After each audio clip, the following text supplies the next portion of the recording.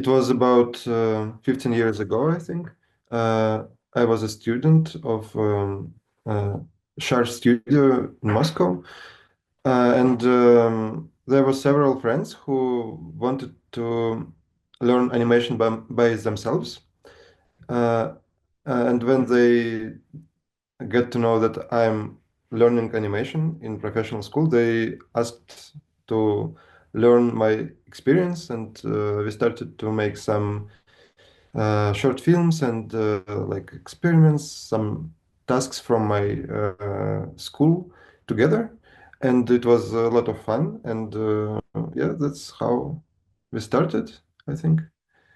And quite soon we understood that it would be good to have some common space, like a studio, where we would be able to make more experiments, because usually we were mostly interested in stop motion techniques that require some space and some equipment. There were several people, and some of them also were studying in some schools, professional schools. Others were amateurs, and some people stayed, some people went, and yeah, and finally there were two of us, me and Vasily Cherkov, and mm, we were invited to take part in a big cartoon festival in Moscow. It was and it is a probably biggest animation festival for wide audience, and they have a huge impact in promoting animation in Russia. They not only screening animation, but they also invite directors. They make public talks and exhibitions, and they also make a very cool event that is called uh, Animation Factory. There are young animators who can teach different techniques, different approaches, and there are many workshops working at the same time. We were one of the first who invented this format. Yeah, I think it also was a very special thing that helped us to become quite good teachers also.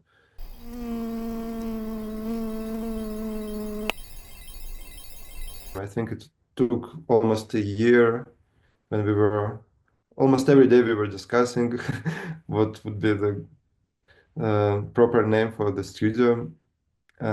Yes, and somehow these two words came together, and I think it's meaningful because, like, animators, they sort of invisible for audience. Nobody knows. Usually, audience doesn't care about names and how they look. They're definitely invisible for audience, and also they're sort of friends. Uh, yeah, because we entertain, we give some beautiful things to them, and also we are all our team is based on friendship.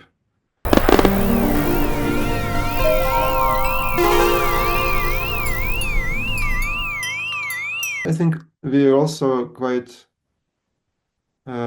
following some traditions of um Russian animation, sort of, uh, because we all were raised on these films, and they're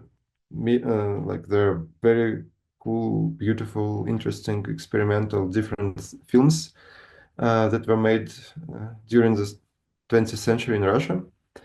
Of course, not only, because there are influences from everywhere, but yeah, I think we sort of continuing some traditions, but also of course, we um, somehow break some traditions.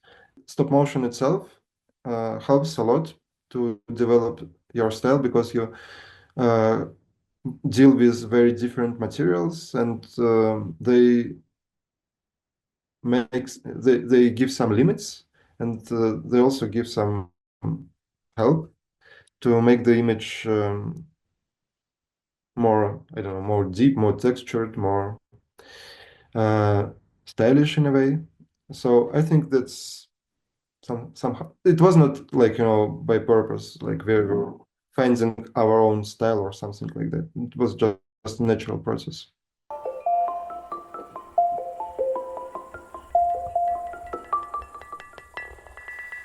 I think it's quite unique approach. Probably sometimes I met something like that in other collectives, but not very often, because basically filmmaking process and animation as well uh, is quite hierarchical structure, and usually the producer or the director, one of these two, is the boss, and uh, always like makes all the important decisions. And mm, I think we're quite. I don't mean we against this approach, but somehow our team, where all of us are friends, and we definitely don't want to be like one to be more important than another.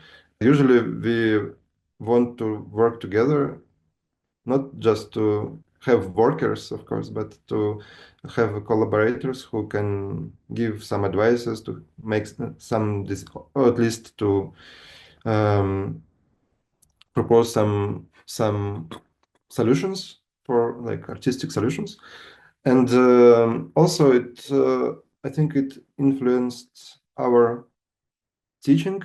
We had old teachers, old masters of Soviet animation, who were quite sometimes quite mm, strict, quite like they were this type of directors who think that hierarchy is very important. Uh, and sometimes I pointed that that's not right. That's the way I don't want to teach myself or to work with my team. And when we established the school, we were discussing that a lot. Uh, how not to repeat this structure, not to make the same mistakes. And yeah, I think that from the very basics, from the very basis, we were very horizontal structure. Как будто бы проходит через плотную ткань. И в то же время поет птица. Это был звук собаки. Плещутся рыбки. Some of our short films, they uh, we still make them like the more traditional, proper way when you have your application, try to find producing, and you the one who responsible for the result, and you got some money for that, and you invite some people for different tasks, and usually we invite those people who learned who studied in our school. Quite often, these films are results of some educational processes, like workshops. Many of our workshops, um, they like they last 1 or 2 weeks, and in the end, we have some short film that usually is quite nice. Also, it's possible to show to audience. Yeah, sometimes we just experiment. Sometimes we make some video clips. Sometimes we have some commissions, and I would not call the result of these commissions like films, but anyway, animated videos of different genres. Yeah, the concepts. Yeah, I mean, it's difficult to answer in general because every film has different story, different approach. Птицы. И его можно было перепутать. Я, наверное, была муравьем. Different directors in our team would probably answer differently. But yeah, because for example, Vasa, he always works with cutouts in his when he makes his films, and Ilyusha, he probably prefers plasticine and works mostly with it. But I myself, uh, I don't have any favorite material, or I mean, favorite. I like to make every film that I start, I make it like I make it at first time. I usually change materials and learn something new depending on the topic, the genre, etc. But somehow most of my films they were made in puppet techniques. Yeah, actually now the film I'm making now is a mixture of many different techniques, many different styles, uh, and it is based on the poem that has a lot of different points of view. That's why I play with different images.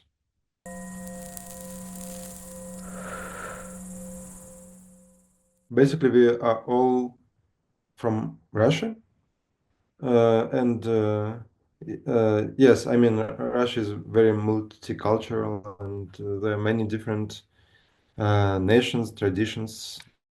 It's uh, difficult to answer. For example, I have Jewish origin, and I somehow inspired by Jewish traditions. They're important for me. Uh, but yeah, now we're immigrated. Almost all the team has immigrated to different places, and of course, yeah, it's very important experience, very interesting to live in another place, another country, and it gives a lot of inspiration. And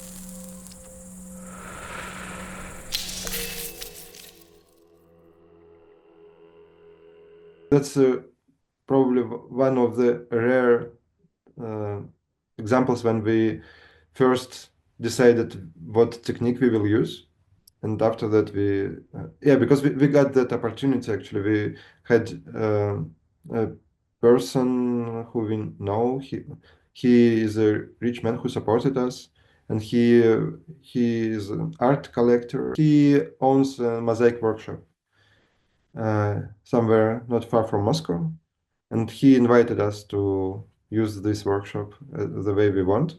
Sometimes it comes from the place where we're going. Sometimes it comes from the feeling, the situations in life, for example, when it was pandemics, for example, and everyone were locked down. Uh, there were several workshops after that. I think that were strongly influenced by this period of sitting at home.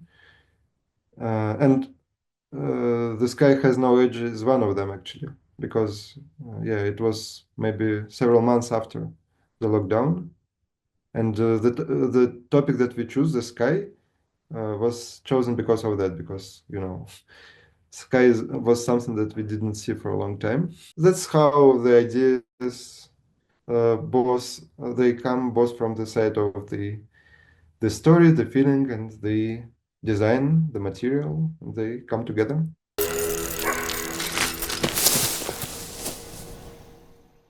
Animation, it's very important because animation, usually has a lot of so-called negative space when you don't show something, but like you can hear something, and like your character can act on the white screen, but sounds can help to create environment, ambience, everything, the mood. Most of the time, we work together with the same sound director, who is also permanent member of our Invisible Friends team, Sasha Cherkov. He is a brother, like Vasya, my friend, the director, and Sasha. They are brothers. Some of the films they start from the sound. Sometimes we even had such tasks for the students when they uh, have not a topic, not a story, not a script, but the some sounds. So when I got some idea for a film or for some short animation, I start to think about that in words. Also, I start to draw and to start to see some image, and also I start to hear how it would sound.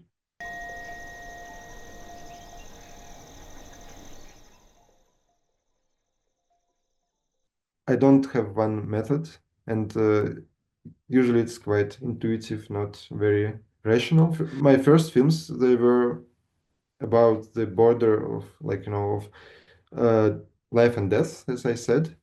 And I think somehow it was very important question for me. And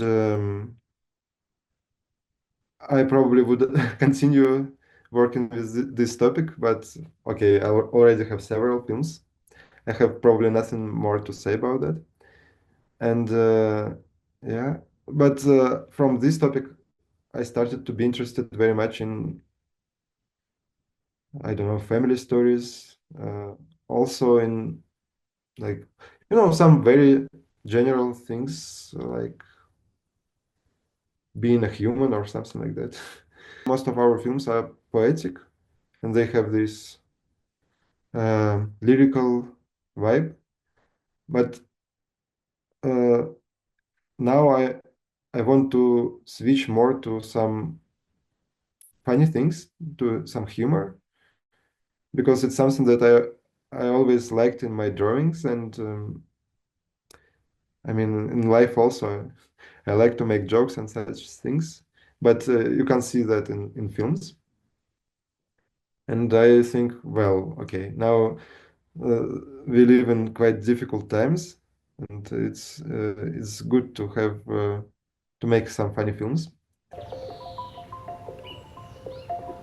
Now we are at the end of a very long period because this full-length film that Ilya is making, it was always a part of our studio, a part of the environment, these sets of mountains and Armenian churches and such things. And I hope to finish my own short film, like I'm making together with my wife. I would like to make some bigger projects. Like this one is our first full-length film, but we already participated in some full-length films as directors of some episodes, or uh, if sometimes it was documentaries or action films where we made animation, and I really up to make bigger projects, but also I am not sure that we can do that because we work quite unconventional way, and even with our short films we are not very much seen at the festivals, for example. And yeah, we have some wishes, but we don't know how it will turn out.